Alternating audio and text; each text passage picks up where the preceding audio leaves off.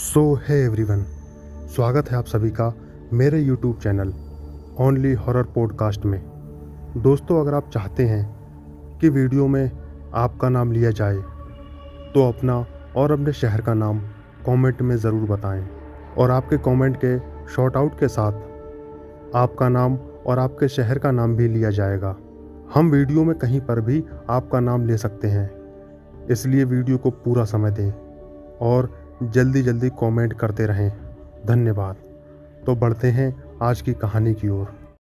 दोस्तों, हमारी पिछली वीडियो में जिन लोगों ने कमेंट किए उनका नाम कुछ इस प्रकार है: गीता चौहान तुर्की से, शिल्पा देश पांडे गोवा से, सोनी हिमाचल प्रदेश से। तो बढ़ते हैं कहानी की ओर।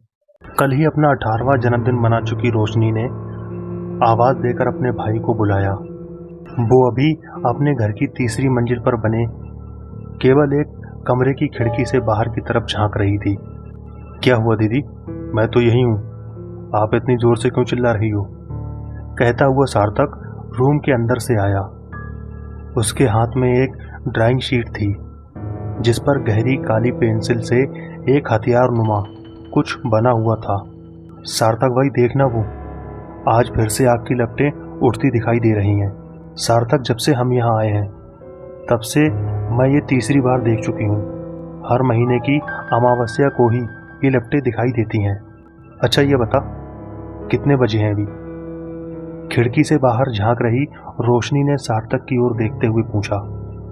दीदी, अभी तो 10 बज रहे हैं। चलो ना दीदी, ये सब छोड़ो, हम नीचे चलते हैं, वरना माँ बहुत डांटेगी। सोने का समय भी हो रहा है। घड़ी देखते हुए सार्थक बोला और नीचे जाने लगा। रुक भाई, सुनना यार, मेरी वहाँ जाने की बहुत इच्छा हो रही है। आखिर वहाँ है क्या, और ये आग क्यों जलती है, और वो भी इतनी ऊपर तक ऐसे ही? सार्थक को रोकते हुए वो जाने की इच्छा जताते हुए रोशनी बोली, नहीं दीदी, वहाँ मत जाना, पता नहीं वहाँ क्या होगा। सुना है अमावस्या वाले दिन भूत पिशाच चुड़ैल सब शैतान की उपासना करते हैं, और तो और वो लोग अमावस्या वाले दिन रात के 12 बजे नर बलि भी देते हैं। ना बाबा ना, वहाँ जाना तो दूर की बात है, मैं वहाँ जाने की सोचूंगा भी नहीं। और आप भी मत सोचना। मुझे पता है आपको नई नई चीज़ें देखने का और सुनने का बहुत शौक है। आपका तो पता नहीं, लेकिन मुझे मरने से बहुत डर लगता है। अपनी आंखें बड़ी कर रोशनी को देखते हुए सार्थक ने वहां जाने से मना कर दिया। क्या रे सार्थक, डरपोक कहीं के, देख मैं तो माँ से छुपकर जा रही हूँ, अगर तुझे आना है तो आजा। कहते हुए रोशनी सार्थक के सर पर एक चपत मारी और रूम से बाहर आ गई। रोशनी जैसे ही बाहर जाने को निकली, वैसे ही सार्थक के हाथ में जो ड्राइंग शीट थी उससे उसका हाथ टच हो गया।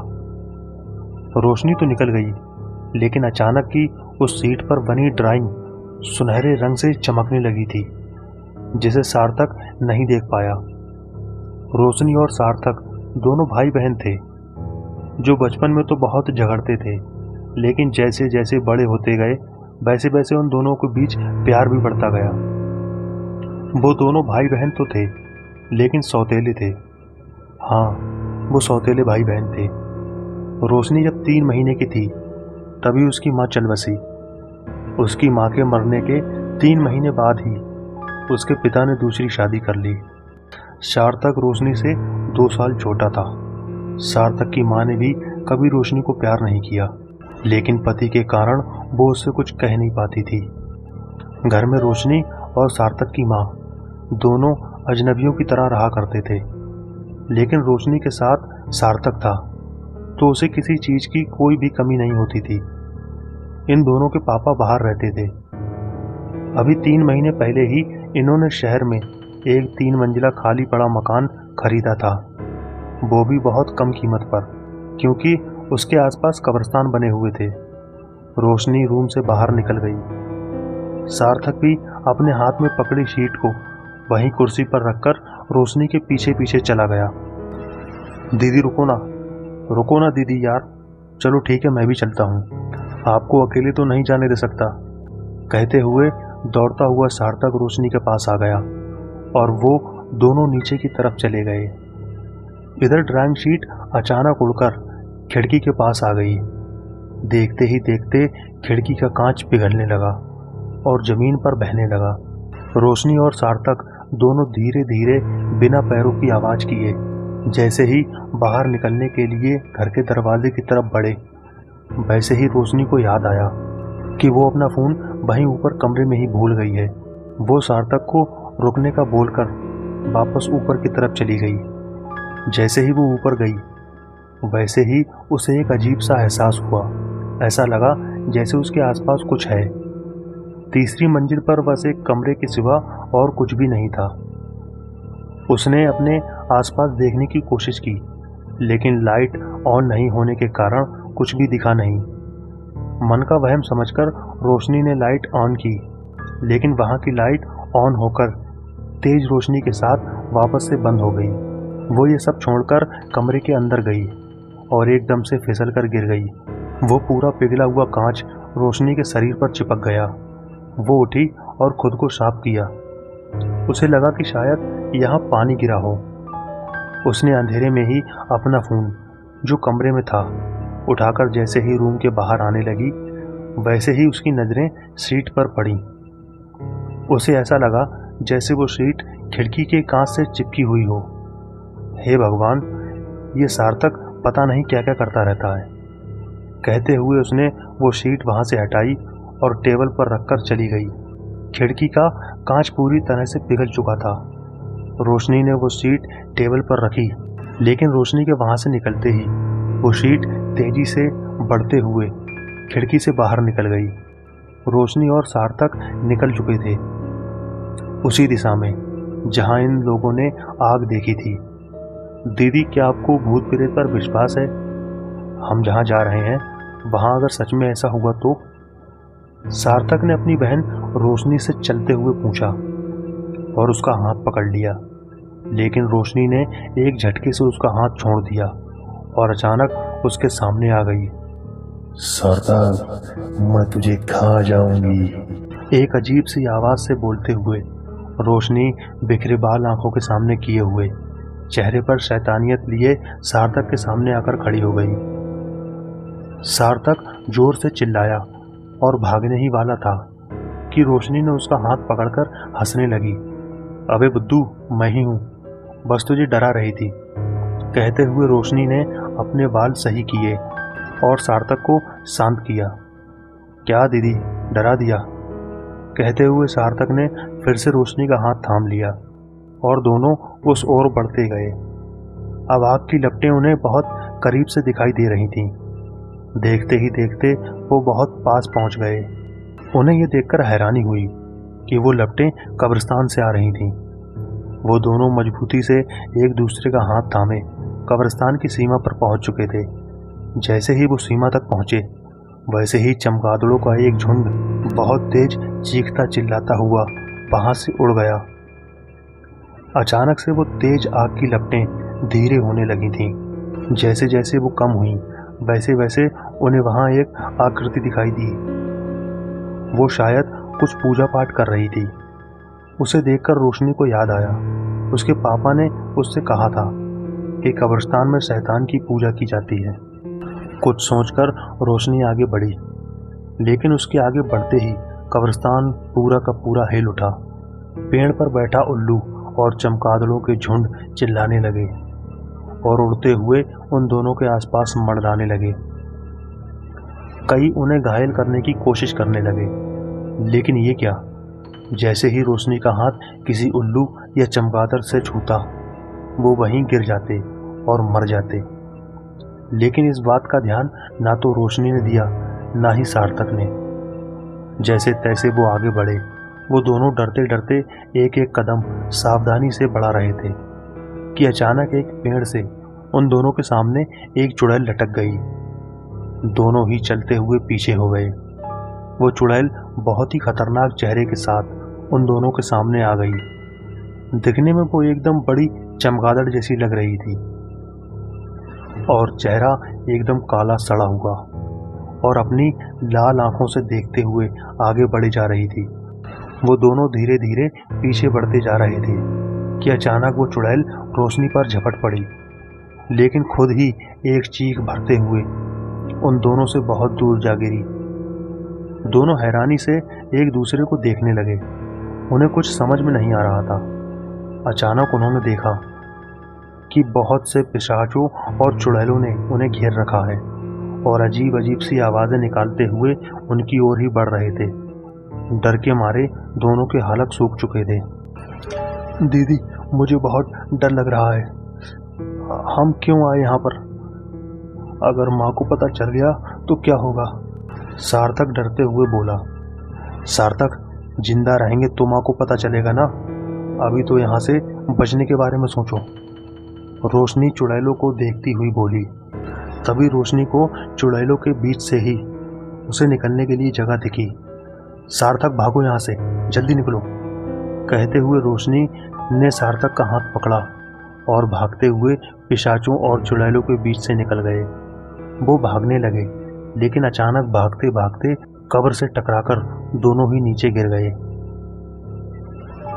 तभी सार्थक झट से वापस खड़ा हुआ और रोशनी को हाथ देकर खड़ा किया। जैसे ही रोशनी खड़ी होकर आगे बढ़ी, वैसे ही कब्र से एक काला सा कुछ बड़ा सा हाथ निकला और रोशनी के पैर को पकड़ लिया। रोशनी और सार्थक की चीख निकल गई। रोशनी खुद को छुड़ाने का प्रयास करने लगी, लेकिन कुछ नहीं हुआ। जैसे ही रोशनी ने अपने हाथ से उस हाथ को छुआ, वैसे ही वहां से एक भयानक चीख निकली और वो हाथ जल गया। ये देखकर रोशनी और सार्थक दोनों हैरान रह गए। दीदी, ये क्या था? आपने जैसे ही हाथ लगाया वो जल कैसे गया? क्या आप में कुछ शक्तियां हैं या फिर ये सिर्फ एक इत्तेफाक है? सार्थक ने हैरानी से पूछा।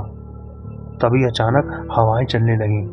बहुत तेज और अजीब अजीब सी आवाज़ें भी आने लगी थीं। बहुत दूर से एक उड़ती हुई चीज़ आती हुई दिखाई दी, जिससे बहुत तेज रोशनी निकल रही थी। वो आग की लपटें फिर से तेज हो गई थीं। चारों तरफ भयानक माहौल हो गया था।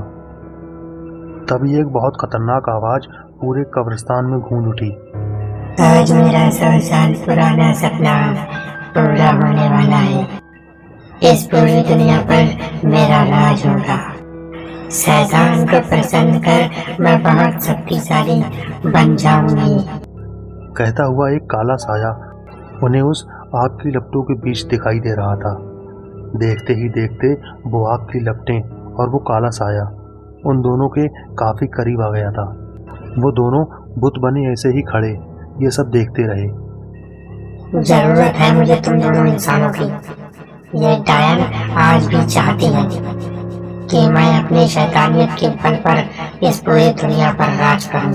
और उस साये की हंसी पूरे कब्रिस्तान में गूंज उठी। अचानक वो उड़ती हुई चमकती हुई चीज को देखकर उसे अपने पास बुलाने के लिए कुछ मंत्र पढ़ने लगी। जैसे ही उसने कुछ मंत्र पढ़े, वैसे ही वो उड़ती हुई चीज उसके हाथ में आ गई। ये वही शीट थी जो सार्थक के हाथ में थी। सार्थक ने इसे देखते ही पहचान लिया। अरे अरे, ये तो वही ड्राइंग शीट है जो मुझे उस चोर ने दी थी और मैं आपको दिखाने लाया था दीदी। आगे बढ़ते हुए सार्थक बोला। अचानक पूरा कब्रिस्तान कांपने लगा और जहां रोशनी और सार्थक खड़े थे, वहां से कुछ ही दूरी पर धरती फट गई और एक कब्र उससे बाहर आ गई। जैसे ही कब्र बाहर आई, उस काले साये के चेहरे पर से नकाब हट गया। मामा, आप?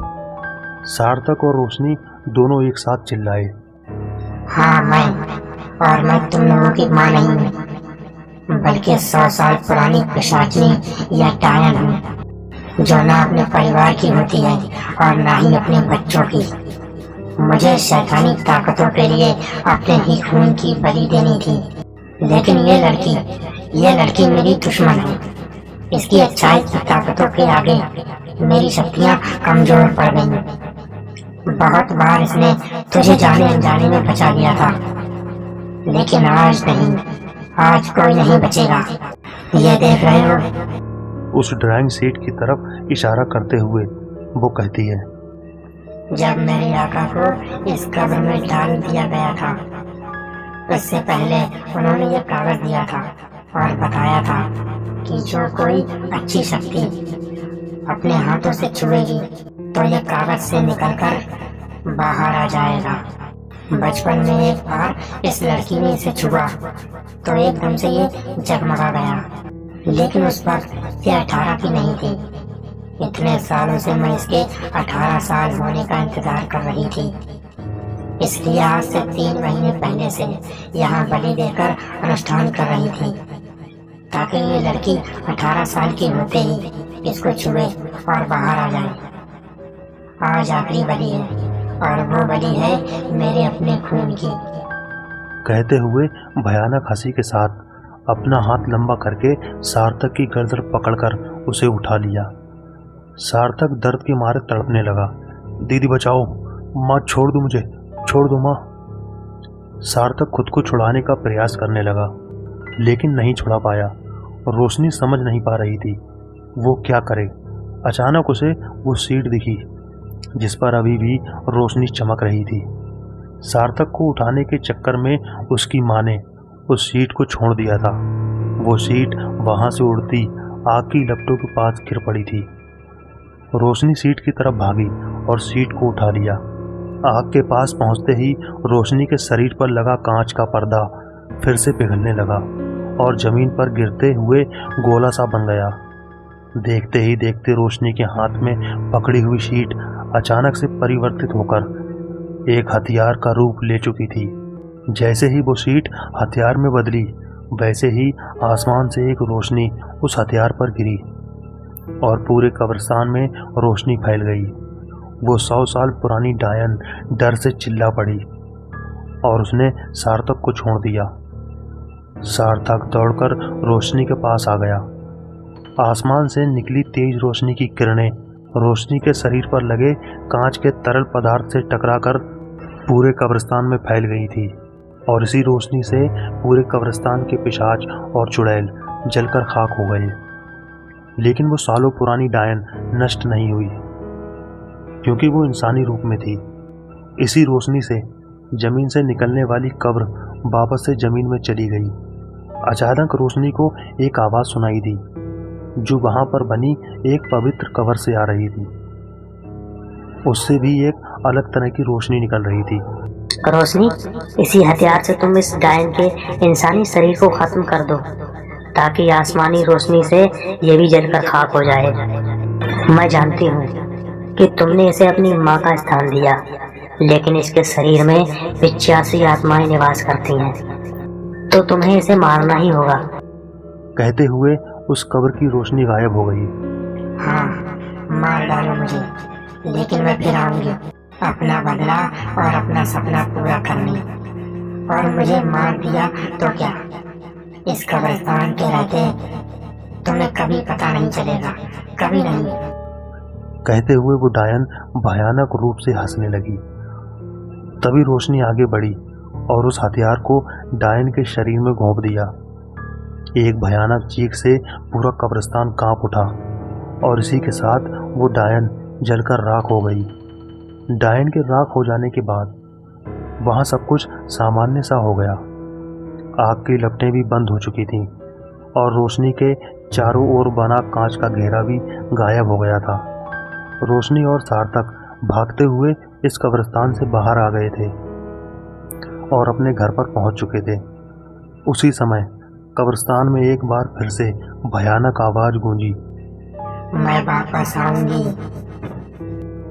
और इसी के साथ जो कब्र जमीन में चली गई थी, वहां एक दैत्याकार विशाल कटीला पेड़ उगाया था। आज भी उस कब्रिस्तान का रहस्य बरकरार है और वो सालों पुरानी डायन फिर से आने के लिए उसी पेड़ की जड़ों में बैठकर तपस्या कर रही है। तो दोस्तों, ये थी आज की कहानी। उम्मीद है आपको ये कहानी बहुत ही ज़्यादा पसंद आई होगी। तो प्लीज़ हमारे चैनल को सब्सक्राइब ज़रूर करें और वीडियो को शेयर करें। तो मिलते हैं आपसे अगली वीडियो में, तब तक के लिए धन्यवाद। देवदत्त के दिल की धड़कनें बढ़ी हुई थीं। वो एक बड़े पेड़ के पीछे छुपा हुआ था। डर की वजह से उसकी हालत खराब थी। आधी रात का माहौल था। वो इस भयानक जंगल में फंस चुका था। उसने भागने की कोशिश कर ली थी, पर वो ऐसे टापू पर फंस चुका था जिसके चारों तरफ समुद्र का पानी ही पानी था। वो एक शोध करता था जिसे नए नए टापू खोजना और वहाँ संशोधन करना पसंद था।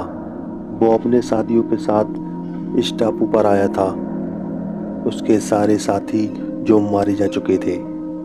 उसका जहाज भी भारी तूफान से टापू के बाहर निकल चुका था। वो वापस नहीं जा सकता था। उसे पता था कि ये टापू एक शापित जगह है। उसे पता था कि उसके साथियों को किसने मारा था और शायद आज उसकी भी मरने की बारी है। वो टापू असल में काफ़ी बड़ा था। उसमें पहाड़ और घना जंगल भी मौजूद था। वहाँ एक काफ़ी पुराना लाइट हाउस भी था। देवदत्त ने अपने मन में कहा, अगर मुझे बचना है तो मुझे उस लाइट हाउस में जाना होगा, वरना वो चुड़ैल मुझे भी मार देगी। मुझे इस जंगल में वापस नहीं आना चाहिए था। लाइट हाउस तट पर बना हुआ था और देवदत्त इस वक्त जंगल में था। वहाँ तक वापस जाने की दूरी लगभग 1 घंटे की थी। वो पेड़ के पीछे से निकलकर धीरे धीरे आगे बढ़ने लगा। अचानक ही तेज बारिश शुरू हो गई। आसमान में बिजलियां कड़कने लगीं। देवदत्त और भी ज्यादा डर गया, पर वो धीरे धीरे आगे बढ़ रहा था। वो थोड़ी देर चलता और एक पेड़ के पीछे छिपकर आसपास ध्यान से देखता। वो संभल कर आगे बढ़ रहा था। उसका दिल अब भी जोरों से धड़क रहा था।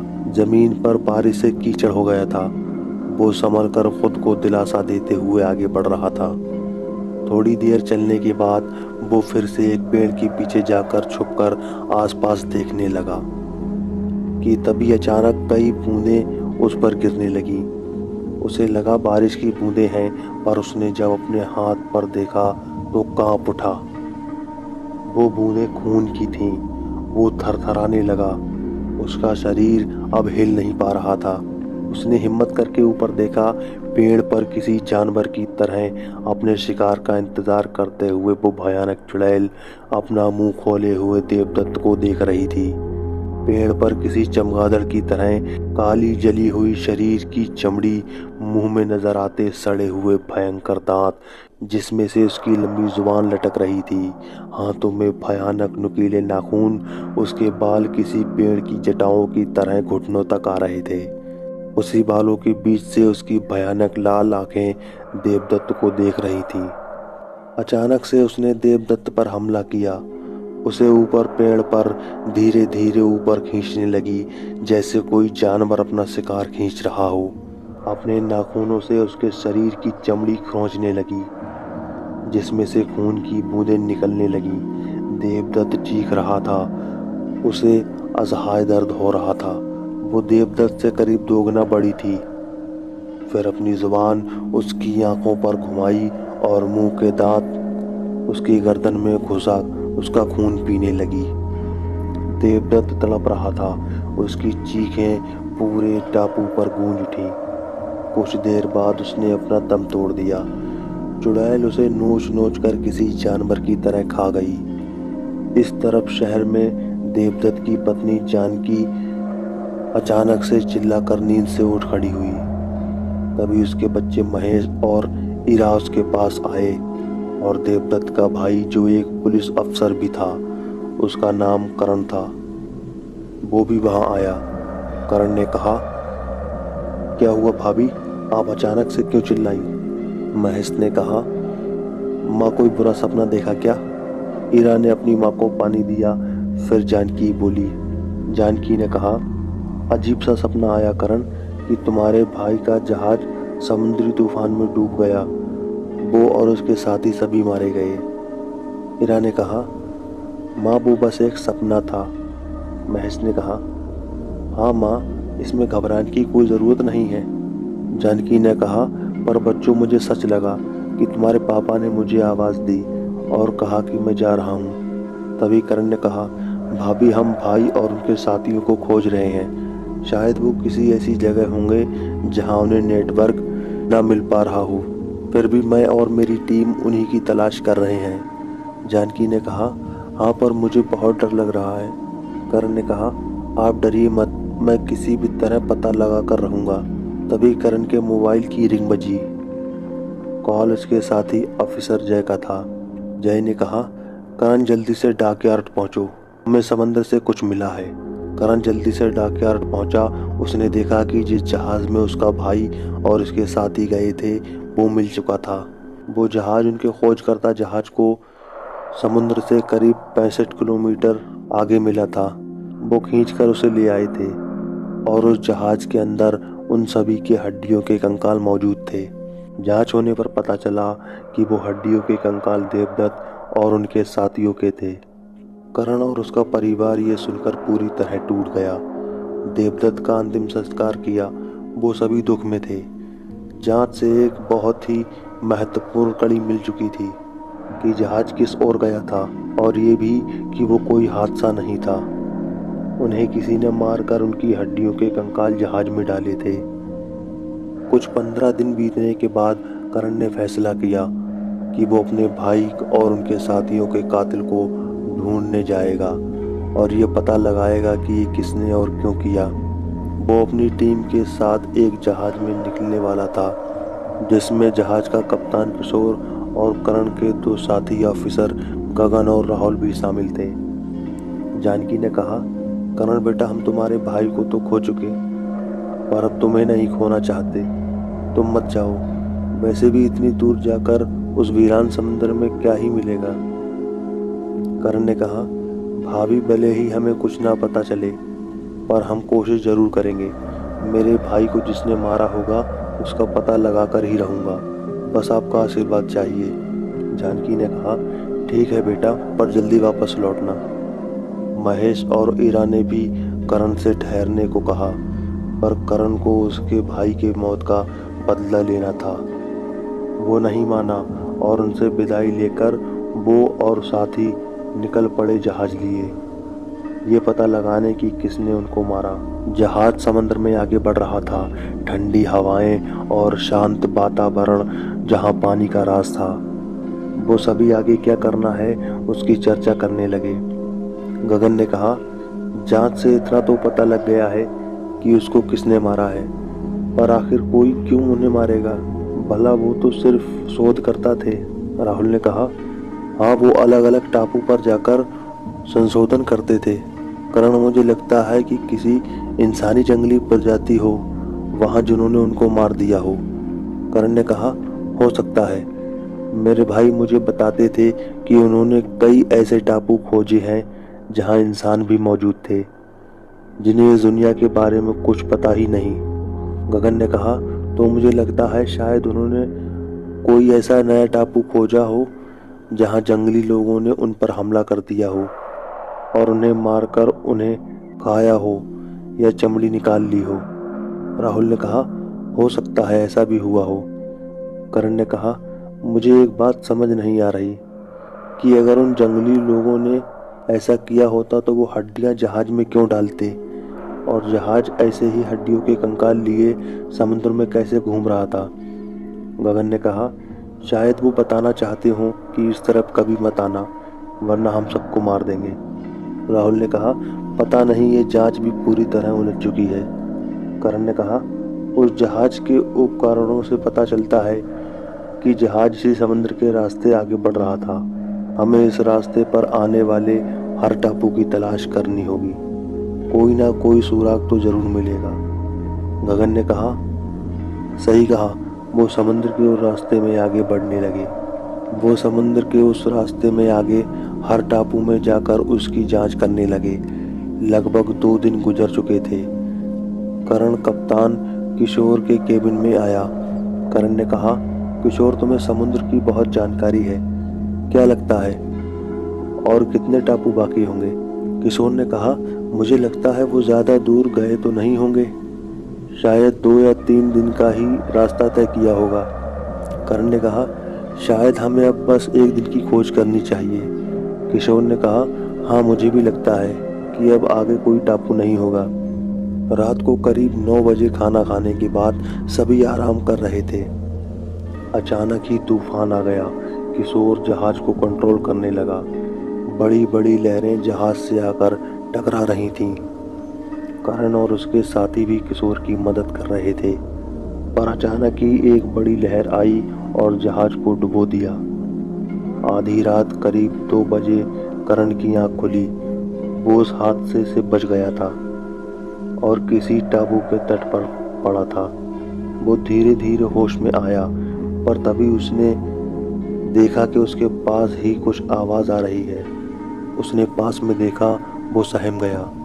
वो भयंकर चुड़ैल वहां बेहोश पड़े किशोर की चमड़ियां निकाल कर खाए जा रही थी।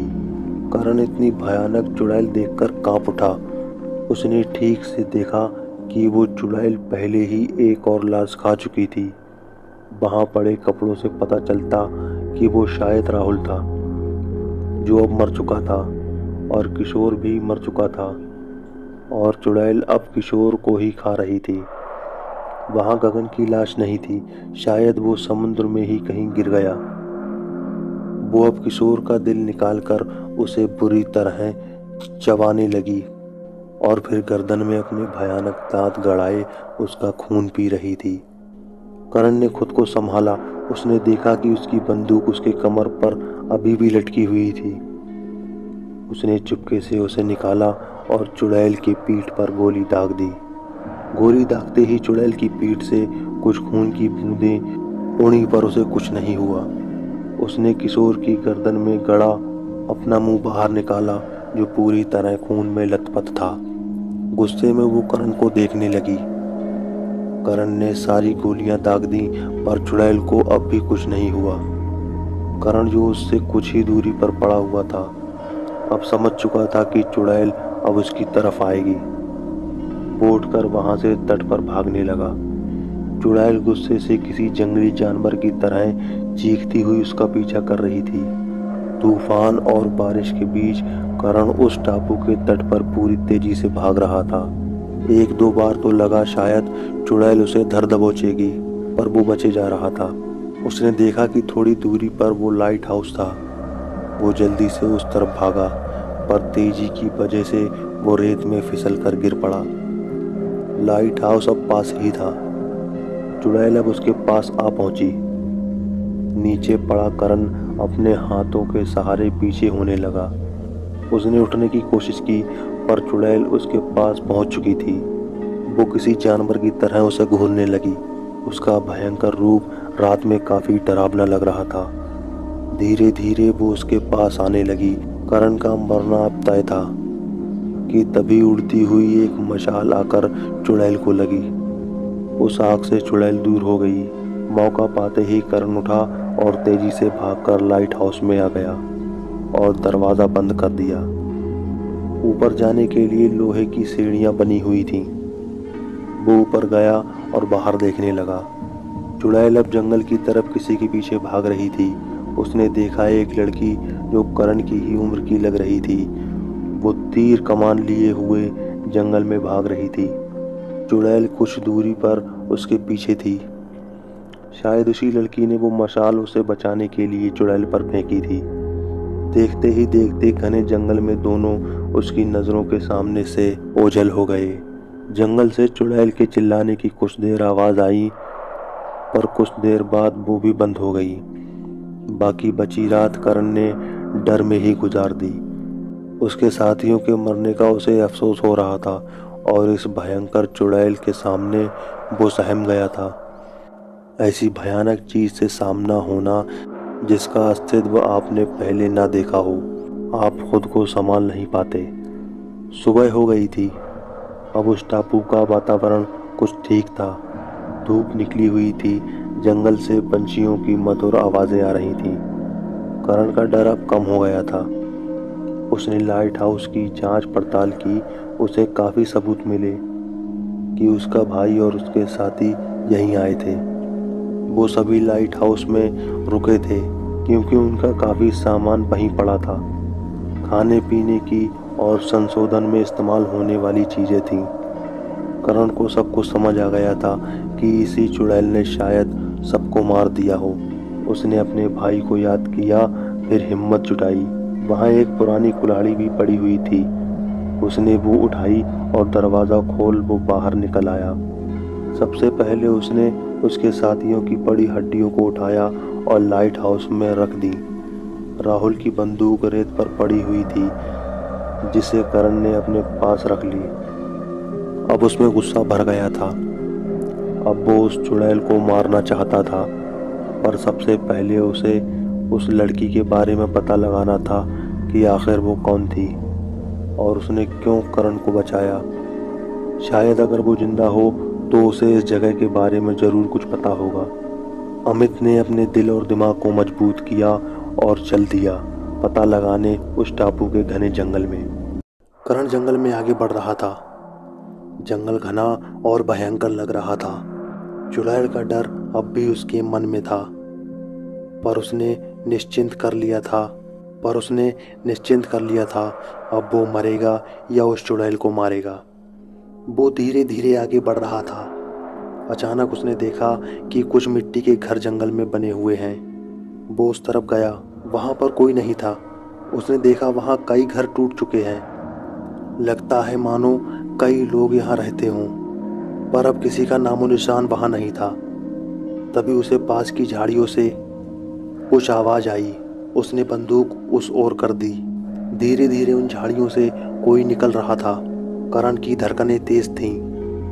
तभी उसने देखा कि वही लड़की जिसने उसे मसाल फेंक कर बचाया था, तीर का निशाना करण की ओर कर बाहर आ गई थी।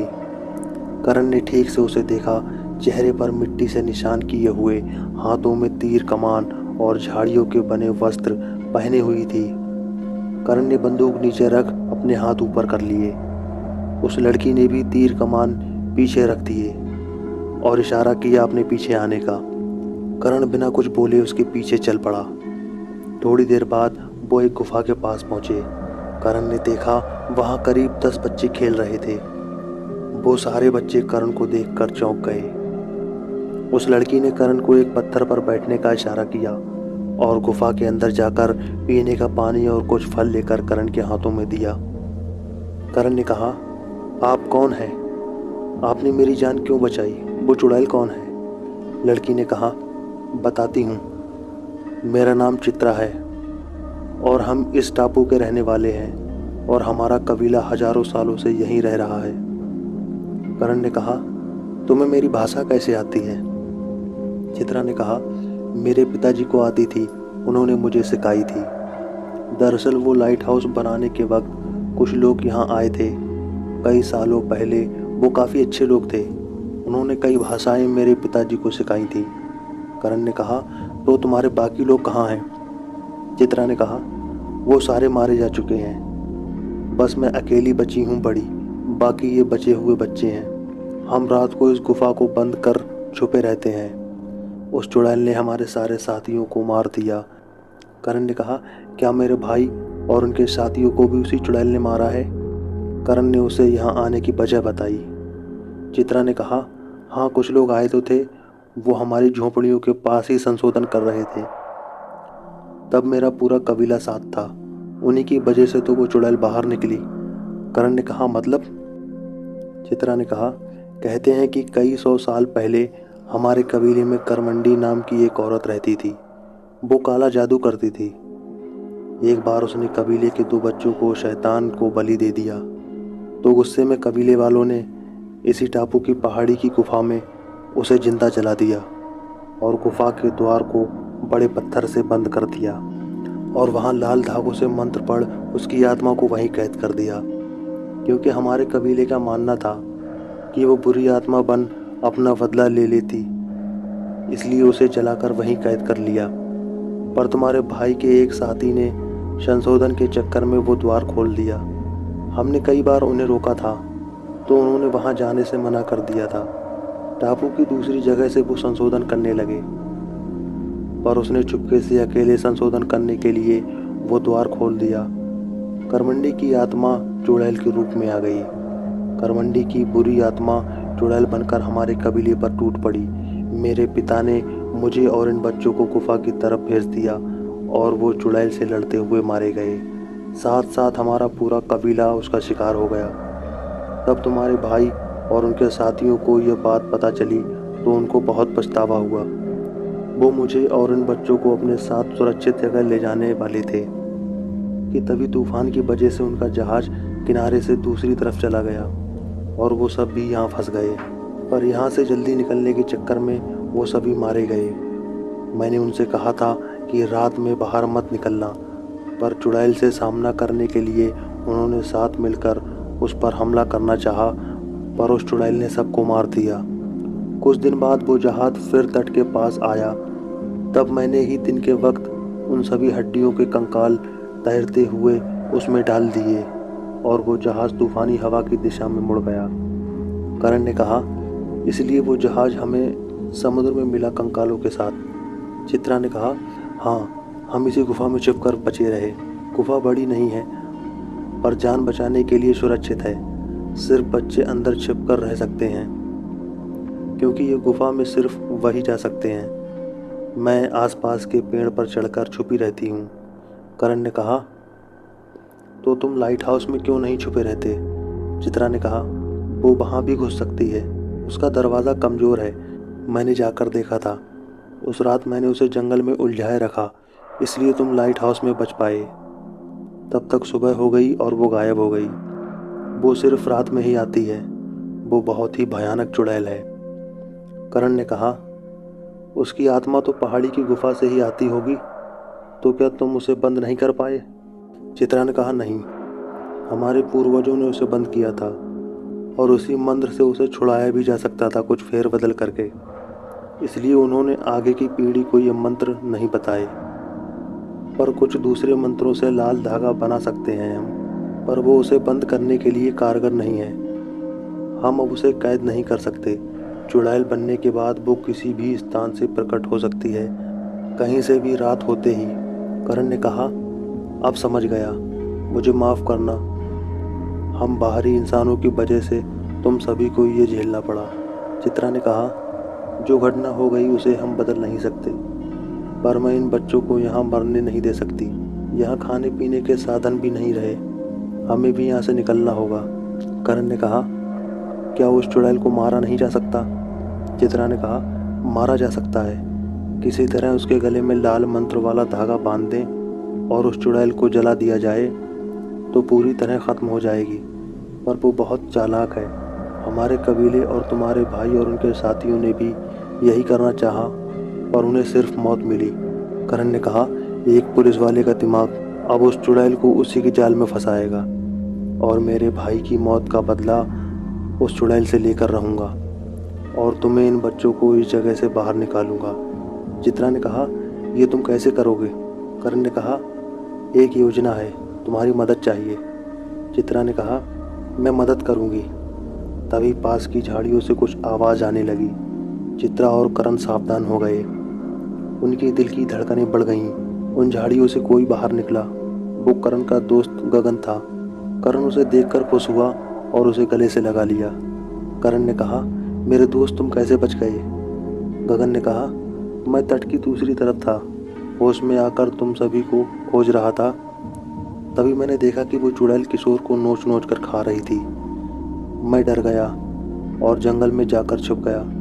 सुबह तुम्हें जंगल में जाता देख खुशी हुई कि तुम बच गए। मैंने तुम्हें आवाज़ लगाई, पर तुम बहुत दूर थे। तुम्हारे पीछे पीछे ही यहाँ तक आया हूँ। तब करण ने उसे सारी सच्चाई बताई और अपनी योजना भी, और अब गगन भी उनका साथ देने वाला था। करण अपनी योजना बताने लगा। करण ने कहा, सुनो, हम उसे लाइट हाउस में ही मार सकते हैं। गगन ने कहा, कैसे? करण ने कहा, मैंने वहाँ कई सामान पड़े देखे हैं, उससे हम दरवाज़ा मजबूत बना सकते हैं। दरअसल वहाँ 2 दरवाजे हैं, एक नीचे वाला बड़ा और एक जो लोहे की सीढ़ियों के ऊपर बना। वो मजबूत लोहे का ही छोटा सा दरवाज़ा है जहाँ से ऊपर जाया जा सकता है। तो हम नीचे वाला दरवाज़ा मजबूत करेंगे, उसी तरफ से चुड़ैल को अंदर लाएंगे। नीचे वाले दरवाजे के ऊपर कुछ जगह है जहाँ मैं खड़ा हो जाऊँगा और उसके आते ही उस पर कूदकर वो लाल धागा बांध दूँगा और दरवाजे से बाहर निकल जाऊँगा। लाइट हाउस में एक केरोसिन का डिब्बा पड़ा है, उसमें केरोसिन है और मुझे एक लाइटर भी मिला है। मेरे भाई और उनके साथियों की चीज़ों में वो भी मिला। हम पूरे कमरे पर केरोसिन डाल देंगे। गगन, तुम ऊपर के छोटे दरवाजे से लाइटर को जलाकर फेंक देना और दरवाज़ा बंद कर ऊपर की खिड़की से रस्सी से लटक कर नीचे आ जाना। चित्रा ने कहा, मेरा काम होगा उस चुड़ैल को जंगल से निकालकर लाइट हाउस की तरफ लाना। मैं उसे उलझाकर उस तरफ ले आऊँगी और लाइट हाउस में घुस जाऊँगी। फिर ऊपर जाकर रस्सी से नीचे उतर आऊँगी। तब तुम और गगन कार्य पूरा कर लेना। गगन ने कहा, अगर हमें यहाँ से निकलना है तो उस चुड़ैल को ख़त्म करना ही होगा। करण ने कहा, हाँ, उसकी वजह से मैंने अपना भाई खोया। इन कबीलों के बच्चों ने अपने माँ बाप खोए। उसे मार कर ही हम यहाँ से निकल पाएंगे। चित्रा ने कहा, मैं इन बच्चों को अच्छी ज़िंदगी देना चाहती हूँ। आज रात अगर हम कामयाब हुए तो हम सभी यहाँ से बाहर निकल पाएंगे। मैंने वो लाल मंत्र से धागा बना लिया है। करण, तुम इसे रख लो। तुम दोनों अपना ध्यान रखना। करण ने कहा, तुम भी। तो अपना काम शुरू करते हैं। उन्होंने योजना के मुताबिक सारा काम कर लिया। तब तक शाम भी हो गई थी। नीचे का बड़ा दरवाज़ा मजबूत कर लिया था। दोनों दरवाजे के बीच केरोसिन छिड़क दिया गया था।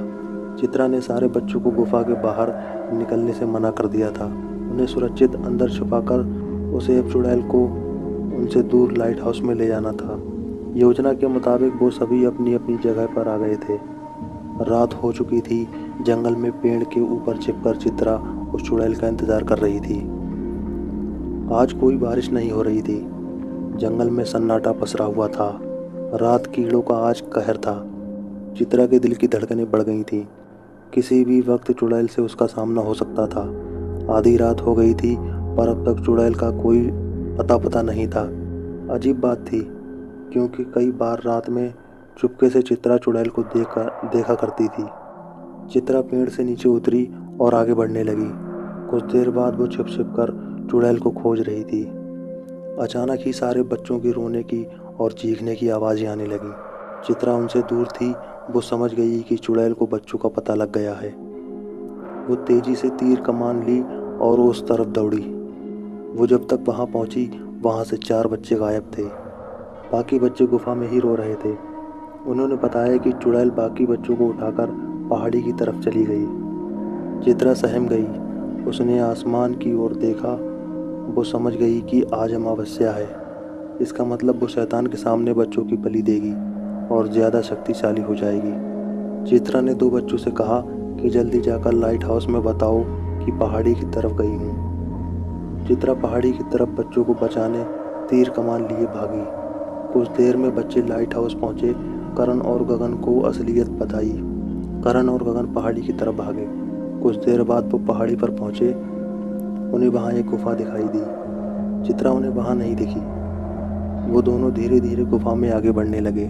उन्होंने देखा अंदर बहुत दूर बड़ी एक आग जल रही है। उसकी रोशनी पूरे गुफा में फैली हुई थी। वो दोनों संभल कर आगे बढ़ने लगे। उन्होंने देखा आसपास कई सारी हड्डियाँ पड़ी थीं। गगन ने कहा, ये इंसानों की हड्डियाँ हैं। करण ने कहा, हाँ, उसने कई लोगों को मारा है। गगन ने कहा, हमें संभल कर आगे बढ़ना होगा और उन बच्चों को बचाना होगा। करण ने कहा, हाँ, और चित्रा भी शायद वहीं अंदर हो। वो दोनों आगे बढ़े। गुफा की दीवारों पर कई सारे सांप रेंग रहे थे। वो अब उस जगह पर आ गए थे जहाँ वो आग जल रही थी। उन्होंने वहाँ जो देखा वो दोनों देखते ही सहम गए। करमंडी चुड़ैल कुछ शैतानी मंत्र बड़बड़ा रही थी। उसके हाथ में बड़ा चाकू था। उस चाकू को उसने बड़ी आग में रखा था। उस पर उन बच्चों को थोड़ा चीर कर खून की बूंदें डाल रही थी। बच्चे चीखते हुए नीचे बंधे पड़े थे। चित्रा पास में ही बेहोश पड़ी हुई थी। शायद चुड़ैल ने उस पर हमला कर उसे बेहोश किया होगा। वो दोनों जैसे ही चुड़ैल के पास पहुँचे, उसने शैतानी मंत्र कहना बंद कर दिया। फिर वो खड़ी हुई और उसका मुंह धीरे धीरे उन दोनों की तरफ मुड़ने लगा। उसका भयानक चेहरा देख करण और गगन कांप उठे। वो आज और भी ज़्यादा भयानक लग रही थी। उसके लंबे बाल काले चेहरे पर झूल रहे थे। उनमें से उसकी लाल डरावनी आंखें गुस्से में उन दोनों को घूरने लगीं। वही चाकू लिए वो उन दोनों पर टूट पड़ी। जैसे तैसे दोनों उसका सामना करने लगे। करण अपने हाथ में कुल्हाड़ी लाया था। वो उस पर वार करने लगा। उसे कुल्हाड़ी लगते ही उसके भयानक शरीर से खून की बूंदें उड़ रही थीं। पर जल्द ही उस चुड़ैल ने अपने भयानक हाथों में दोनों की गर्दन पकड़ ली और दोनों को उन गुफा की दीवारों पर लटका कर उनका गला रेंतने लगी। तभी पीछे से उस चुड़ैल की पीठ पर तीर लगा। चुड़ैल के हाथों से करण और गगन नीचे गिर पड़े। चित्रा होश में आ गई थी। चुड़ैल से ही लड़ते हुए चुड़ैल के वार से वो बेहोश हो गई थी।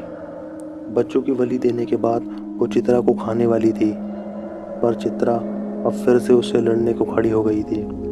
वो गुस्से में चित्रा की तरफ आगे बढ़ी, तभी करण ने पीछे से कुल्हाड़ी से उस पर वार किया। चुड़ैल ने करण को पकड़ जोरों से फेंक दिया। गुफा की दीवार से टकराने से करण घायल हो गया था। गगन उसकी तरफ दौड़ा। उसने करण को संभाला। बच्चे अब भी नीचे बंधे हुए चीख रहे थे।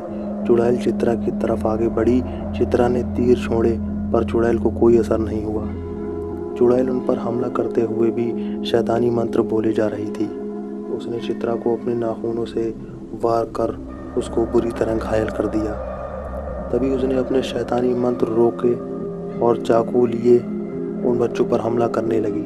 गगन ने घायल करण से वो लाल धागा लिया और पीछे से जाकर चुड़ैल के ऊपर कूद पड़ा। चुड़ैल ने उससे छुड़ाना चाहा, चाकू से पीछे उस पर वार किए, पर गगन ने किसी तरह वो धागा चुड़ैल के गले में बांध दिया और नीचे गिर पड़ा। तब तक करण भी उठ चुका था। उसने दौड़कर चुड़ैल को अपनी पूरी शक्ति से धक्का मारा। चुड़ैल जाकर उस बड़ी आग में गिर पड़ी।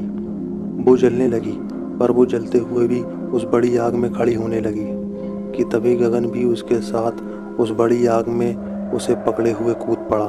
करण चिल्लाया, गगन नहीं, पर गगन ने चुड़ैल को उसी आग में पकड़े रखा।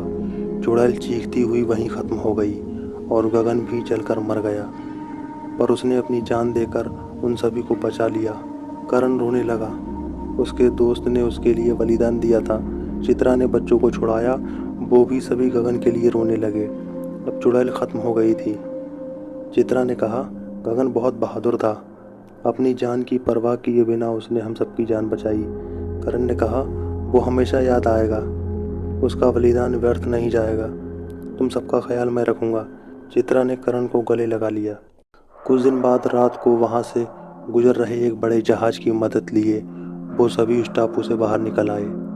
उन सभी कबीले वाले बच्चों की सारी देख रेख करण और चित्रा मिलकर करने लगे। कुछ साल बाद चित्रा और करण ने शादी कर ली और वो सभी खुशी से रहने लगे। आज भी चित्रा कभी कभी उन सभी बच्चों के साथ उस टापू पर जाती है और वो सभी अपनों को याद करते हैं।